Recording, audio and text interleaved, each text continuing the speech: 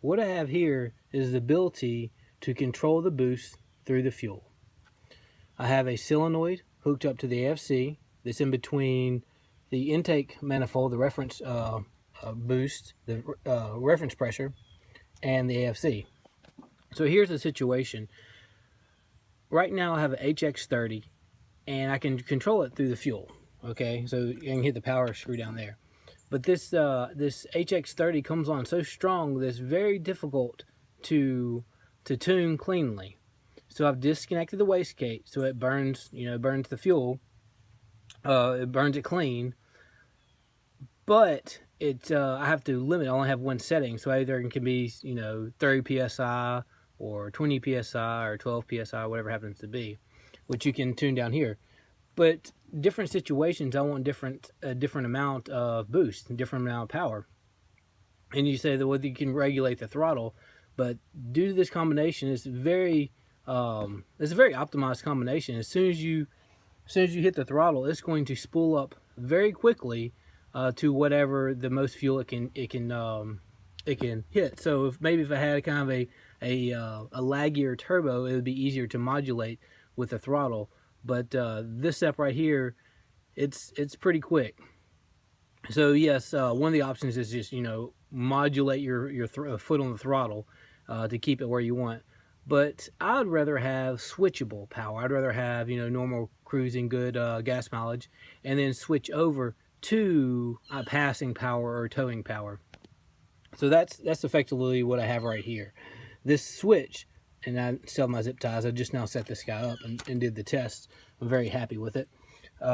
This switch allows me to disconnect the AFC, which gives extra boost based on, gives extra fuel based on boost. So I can disconnect it, and without this AFC, I'll have 20 psi. And then when I connect it with a switch, flip this on, the air comes out of the intake manifold into the AFC, and then I get another 10 to 14 psi, and that's quite a bit of difference in power. It feels like at least a 75 shot of nitrous as soon as you hit that switch. And it's kind of fun that you're cruising down the road and you go to make a pass, you pop that switch, and then suddenly you have a massive amount of torque available, and it comes on pretty hard due to the turbo combination with this engine. So there's different ways about doing this. I'm posting this way because I feel that this way burns the cleanest, because I am controlling the fuel, not where the wastegate controls the turbo, the exhaust on the turbo. So I feel this is the cleanest way. It might be a little bit extra component involved, but it's not that difficult. All right, so let's go look at the switch. And basically, here we go. It's right here. Just pop that switch, and I get the extra power. Now, one of the issues I have right now with my boost gauge is it maxes out at 20 psi. When you hit the, I guess you want to call it the overboost switch, it'll swing back over here.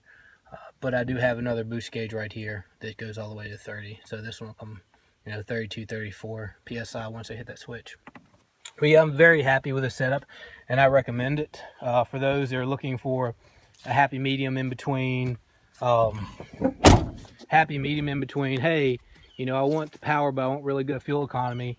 But the turbo is I wouldn't say it's difficult to modulate with your foot, but I mean, why do it when you can just have a switch saying, hey, I want to go into high boost mode, and or I just want to be cruising down the street. So anyway, here it is, and I hope you guys enjoy. If you have any questions, post them in the comments, and I'll respond when I can. Thanks, guys.